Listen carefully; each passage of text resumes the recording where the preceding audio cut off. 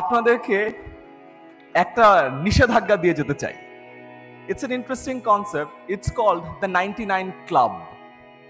একবার এক রাজা ছিলেন, তার রাজ্যে সবকিছু আছে, বাট সাও কেন যেন একটু অসুখী ছিলেন।